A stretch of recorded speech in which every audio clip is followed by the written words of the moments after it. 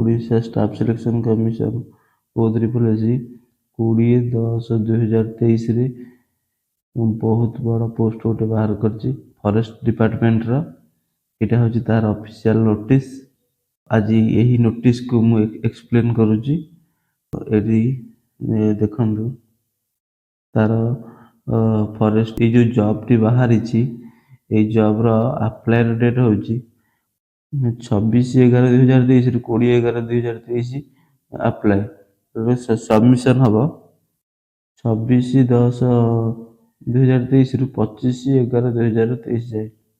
Submission online application ହେବ 26/10/2023 ରୁ 25/11/2023 ପର୍ଯ୍ୟନ୍ତ। Live stock inspector live stock inspector ଯାହାର ସାଲାରୀ ହେଉଛି ସାଲାରୀ 21,700। ଫରେଷ୍ଟର ତାକୁ ସାଲାରୀ ହେଲା 25,500 ଷ୍ଟାର୍ଟିଂ ସାଲାରୀ ମିଳିବ। ଆଉ ଫରେଷ୍ଟ ଗାର୍ଡ଼ର 19,000 ଷ୍ଟାର୍ଟିଂ ସାଲାରୀ ରହିବ। ଆପଣଙ୍କୁ ଏଇ ଯେଉଁ ଜବ୍ଟି ବାହାରିଛି ଏଇ ଜବ୍ରେ ଏଜ୍ ରହିବ 18 ରୁ 38। 1 ଜାନୁଆରୀ 2023 ରୁ ଆପଣଙ୍କୁ 18 ବର୍ଷ ହେଉଥିବା ଦରକାର। 1 ଜାନୁଆରୀ 2023 ରୁ ଆପଣ 18 ହେଉଥିବା ଦରକାର। ଏଥିରେ ଏଜ୍ ରିଲାକ୍ସନ୍ ରହିଛି SC ST SC ପିଲାମାନଙ୍କ ପାଇଁ 5 ବର୍ଷ ରିଲାକ୍ସେସନ୍। ଯେଉଁମାନଙ୍କର କାଷ୍ଟ ସାର୍ଟିଫିକେଟ୍ ଥିବ ଆପଣ ଦେଇକି ଆପ୍ଲାଏ କରିବେ। ଆପ୍ଲାଏ କଲେ ଆପଣଙ୍କୁ ଏକ୍ସଟ୍ରା 5 ବର୍ଷ ଏଜ୍ ରିଲାକ୍ସେସନ୍ ମିଳିଯିବ। ମାନେ 42 ବର୍ଷ ବୟସ ଯାଏ ଆପଣ ଆପ୍ଲାଏ କରିପାରିବେ। ଲାଇଭ୍ ଷ୍ଟକ୍ ଇନ୍ସପେକ୍ଟରରେ ତା ପାଇଁ +2 ମାଗିଛି। ମୁଁ ଏଇ ଲାଇଭ୍ ଷ୍ଟକ୍ ଇନ୍ସପେକ୍ଟର ଆଉ ଗୋଟେ ଭିଡ଼ିଓ ବନେଇଦେବି ଆପଣଙ୍କ ପାଇଁ। ଆପଣ ବର୍ତ୍ତମାନ ଏଇଟା ମୁଁ ଏକ୍ସପ୍ଲେନ୍ କରିଦେଉଛି। ଯଦି ଏଗୁଡ଼ାକ ସବୁ ଡିଟେଲରେ କହିବି ତାହେଲେ ଭିଡ଼ିଓ ବହୁତ ବଡ଼ ହେଇଯିବ। ଆଉ ଗୋଟେ ଭିଡ଼ିଓରେ ଲାଇଭ୍ ଷ୍ଟକ୍ ଇନ୍ସପେକ୍ଟର ଉପରେ ଭିଡ଼ିଓ ବନେଇଦେବି, ଆପଣ ପୋଷ୍ଟ କରିଦେବି, ଆପଣ ଦେଖିନେବେ। ଫରେଷ୍ଟର ପାଇଁ କେବଳ ସାଇନ୍ସ ମାଗିଛି, ଅଦର କୌଣସି ଏଜୁକେସନାଲ କ୍ୱାଲିଫିକେସନ୍ ମାଗିନି। ଆପଣ +2 ଯଦି ନର୍ମାଲ ସାଇନ୍ସ କରିଥିବେ ତାହେଲେ ଆପଣ ଆପ୍ଲାଏ କରିପାରିବେ। କମ୍ପ୍ୟୁଟର ନଲେଜ୍ ଥିବା ଦରକାର ଟିକେ। +2 ସାଇନ୍ସ ପଢ଼ିଥିବେ, କମ୍ପ୍ୟୁଟର ନଲେଜ୍ ଥିବ। ମାନେ ଏଇଠି ଲେଖିଛି ଆଉ। ତାର ଗୋଟେ ଓଡ଼ିଆର PDF ମୁଁ ପୋଷ୍ଟ କରିଦେବି, ଆପଣ ଆରାମସେ ପଢ଼ିକି ବି ଭଲସେ ବୁଝିପାରିବେ। ଯେଉଁମାନେ ନୂଆ 10th ପାସ୍ କରିଛନ୍ତି ତାକୁ ବୁଝିବାକୁ ପ୍ରୋବ୍ଲେମ୍ ହେଉଛି, ମୁଁ ଗୋଟେ ଓଡ଼ିଆ ଏଟାକୁ ମୁଁ ଓଡ଼ିଆରେ PDF କରି ପୋଷ୍ଟ କରିଦେବି, ଆପଣ ଆରାମସେ ଦେଖିକି ବୁଝିପାରିବେ। ତାପରେ ଫରେଷ୍ଟ ଗାର୍ଡ଼ କେବଳ 10th ପାସ୍। ଯିଏ 10th ପାସ୍ ଟିକେ କରିଥିବ ସେ ଆରାମସେ ଆପ୍ଲାଏ କରିପାରିବ ଫରେଷ୍ଟ ଗାର୍ଡ଼। କିନ୍ତୁ ଏଜ୍ ହେଉଥିବା ଦରକାର 1 ଜାନୁଆରୀ 2023 କୁ 18 ବର୍ଷ ହେଉଥିବା ଦରକାର, ନହେଲେ ଆପ୍ଲାଏ କଲେ କଟିଯିବ।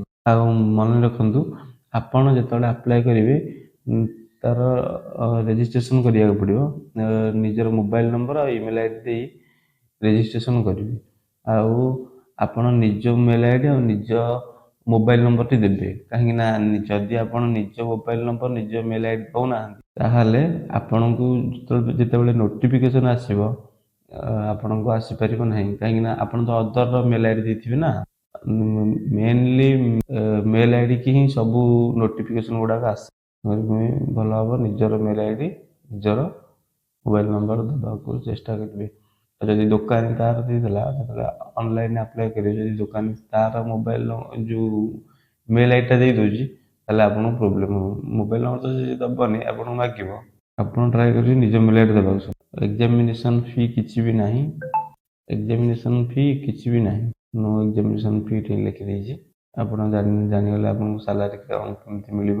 ଏସବୁ ପୋଷ୍ଟ ଗୁଡ଼ାକ ଯଦି ଆପଣ ପାଉଛନ୍ତି ଜାଣିଗଲେ। ତାପରେ ଜାଣିଗଲେ ଆପଣଙ୍କର ଏଜୁକେସନାଲ କ୍ୱାଲିଫିକେସନ୍ କ'ଣ ଦରକାର, ଆପଣ ଆପ୍ଲାଏ କଲେ କ'ଣ କରିବାକୁ ପଡ଼ିବ ମୁଁ ତ କହିଦେଲି।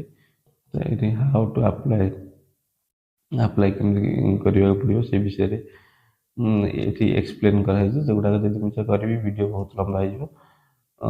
ମୁଁ ଯେତେବେଳେ ଅନଲାଇନ୍ ଆପ୍ଲାଏ ହେବ, ମୁଁ ଆଉ ଗୋଟେ ପୁରା ଆପ୍ଲାଏ କରିକି ଗୋଟେ ପିଲାର ଆପ୍ଲାଏ କରିକି ଲାଇଭ୍ ଭିଡ଼ିଓଟାକୁ ପୋଷ୍ଟ କରିଦେବି। ଆପଣ ଦେଖି କେମିତି କ'ଣ ଆପ୍ଲାଏ ହେଉଛି, ଆପଣ କେମିତି କ'ଣ ଆପ୍ଲାଏ କରିବେ, କ'ଣ ସବୁ ଡକ୍ୟୁମେଣ୍ଟ ଦରକାର। ଡକ୍ୟୁମେଣ୍ଟ ତ ଦରକାର ଫଟୋ, ନିଜର ଆଧାର କାର୍ଡ଼ଟା, ଆଉ ଇନ୍ ରେସିଡେଣ୍ଟଟା ଦରକାର ହେବ। ରେସିଡେଣ୍ଟଟା, କାଷ୍ଟ ସାର୍ଟିଫିକେଟଟା ଆପଣଙ୍କର, ଯେଉଁମାନଙ୍କର ଏସ୍ ସି ବି ସି ହେଇଥିବ, SC ST ହେଇଥିବ, ଏମାନଙ୍କର କାଷ୍ଟ ସାର୍ଟିଫିକେଟଟା ନିହାତି ଦରକାର। ତାପରେ ନିଜର ୟୁଜର ଆଇ ଡ଼ି ଦରକାର। ଆଉ ରିଟିନ୍ ଟେଷ୍ଟଟା କେମିତି କ'ଣ ହେବ, ତାର କ'ଣ ସବୁ ସବଜେକ୍ଟରେ ଆପଣଙ୍କୁ ପଢ଼ାପଢ଼ି କରିବାକୁ ପଡ଼ିବ, ତା ବିଷୟରେ ଚାଲନ୍ତୁ ଜାଣିନେବା। ଇଂଲିଶ ଆସିବ 25 ମାର୍କ, 25ଟା କୋଶ୍ଚିନ୍କୁ 25 ମାର୍କ। ଓଡ଼ିଆ 25ଟା କୋଶ୍ଚିନ୍କୁ 25 ମାର୍କ। ଆରିଥମେଟିକ୍ 25ଟା କୋଶ୍ଚିନ୍କୁ 25 ମାର୍କ। ଜେନେରାଲ ନଲେଜ 25ଟା କୋଶ୍ଚିନ୍କୁ 25 ମାର୍କ। କମ୍ପ୍ୟୁଟର ନଲେଜରେ 25ଟା କୋଶ୍ଚିନ୍କୁ 25 ମାର୍କ। ଜେନେରାଲ ସାଇନ୍ସ ବି 25ଟା କୋଶ୍ଚିନ୍କୁ 25 ମାର୍କ। ଟୋଟାଲ ଆପଣଙ୍କୁ 1 2 3 4 5 6ଟା ସବଜେକ୍ଟ କଭର କରିବାକୁ ପଡ଼ିବ। 150 ମାର୍କ। 150 ମାର୍କ ଆପଣଙ୍କୁ 2.5 ଘଣ୍ଟା ଟାଇମ୍ ମିଳିବ। 150ଟା କୋଶ୍ଚିନ୍, 150 ମାର୍କ। ଆପଣଙ୍କୁ 150ଟା କୋଶ୍ଚିନ୍, 150 ମାର୍କ। ଆପଣଙ୍କୁ ଟାଇମ୍ ମିଳିବ 2.5 ଘଣ୍ଟା। ତାର ଭିତରେ ଆପଣଙ୍କୁ ଆନ୍ସର ଦେବାକୁ ପଡ଼ିବ। ଏଗୁଡ଼ା ସବୁ ଚାଲିଗଲା ଫିଜିକାଲ ଟେଷ୍ଟର। ସେଗୁଡ଼ା ପାଇଁ ପରେ ଆମେ କଥା ହେବା। ତା ଉପରେ ଫିଜିକାଲ ଟେଷ୍ଟ ଆପଣଙ୍କ ହାଇଟ୍ କେତେ ରହିବ, ଗର୍ଲସ ମାନଙ୍କ ପାଇଁ କେତେ ହାଇଟ୍ ରହିବ। ଝିଅମାନଙ୍କୁ 16 କିଲୋମିଟର ୱାକିଂ କରିବାକୁ ପଡ଼ିବ 4 ଘଣ୍ଟାରେ। ପୁଅମାନଙ୍କୁ 25 କିଲୋମିଟର 4 ଘଣ୍ଟାରେ କଭର କରିବାକୁ ପଡ଼ିବ। 25 କିଲୋମିଟର ଇନ୍ 4 ଆୱାର, ମାନେ 4 ଘଣ୍ଟାରେ 25 କିଲୋମିଟର ଆପଣଙ୍କୁ କଭର କରିବାକୁ ପଡ଼ିବ। ଯଦି ନ କରିପାରୁଛନ୍ତି ତାହେଲେ କଟିଯିବେ। ଝିଅମାନଙ୍କର ସେଇଭଳିଆ, କାହିଁକିନା ଏଇ କାମ ଗୁଡ଼ାକ ସେୟା ନା, ତୁମକୁ ଲଙ୍ଗ୍ ଟାଇମ୍ ପାଇଁ ବୁଲିବାକୁ ପଡ଼ିବ ଫରେଷ୍ଟ ଭିତରେ। ସେଥିପାଇଁ ଆର ଫିଜିକାଲଟା ଏଇ ଟାଇପ୍ର ରଖିଛି। ଆଉ ମୁଁ ବେଶୀ କିଛି ଏଥିରେ ଏକ୍ସପ୍ଲେନ୍ କରୁନି, କାହିଁକିନା ବେଶୀ ଏକ୍ସପ୍ଲେନ୍ କଲେ ମାନେ ଭିଡ଼ିଓ ବଡ଼ ହେଇଯିବ। ପୁଣି ଗୋଟେ ଭିଡ଼ିଓ ସର୍ଟ ଭିଡ଼ିଓ କରିବା, ଯେଉଁଟା 5-7 ମିନିଟ୍ର ହେଇଥିବ।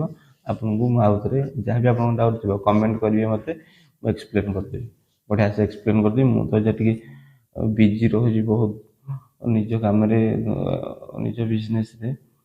ସେଥିପାଇଁ ଭିଡ଼ିଓ ଗୁଡ଼ାକ ପୋଷ୍ଟ କରିପାରୁନି ଆପଣଙ୍କ ପାଇଁ। କିନ୍ତୁ ଆଣିକି ମୁଁ ଟୋଟାଲି ବି ଆପଣମାନଙ୍କୁ ଅସୁବିଧାରେ ପକାଇବିନି। ମୁଁ ଭିଡ଼ିଓ ପୋଷ୍ଟ କରିବି ଆପଣଙ୍କ ପାଇଁ। ଯାହା ବି ଆପଣଙ୍କ ପାଇଁ ସୁବିଧା ହେବ ଆପଣ ମୋତେ କମେଣ୍ଟ କରିବେ। ଆପଣଙ୍କର ଯାହା ବି ଇସ୍ୟୁ ଆପଣ କମେଣ୍ଟ କଲେ ମୁଁ ସେଇ ହିସାବରେ ଭିଡ଼ିଓ ବନେଇବି। ଏଗୁଡ଼ାକ ଏରିଆ, କେଉଁ ଏରିଆରେ ଆପଣ ଯଦି ପାଉଛନ୍ତି ଜବ୍ ପାଇବେ, ରିମାର୍କ କରିବେ। ଆଉ ଏଗୁଡ଼ାକ ଓଡ଼ିଶାର ଡିଷ୍ଟ୍ରିକ୍ଟ ଗୁଡ଼ାକ ଏକ୍ସପ୍ଲେନ୍ କରିବାନି, ତାକୁ ପରେ ଏକ୍ସପ୍ଲେନ୍ କରିବା। ଥ୍ୟାଙ୍କ ୟୁ ଫ୍ରେଣ୍ଡସ୍, ମୋର এই ଭିଡ଼ିଓକୁ ଦେଖିଥିବାରୁ। ଆପଣଙ୍କର ଯାହା ବି ଡାଉଟ୍ ଥିବ ଆପଣ କମେଣ୍ଟ କରିବେ। Thank you.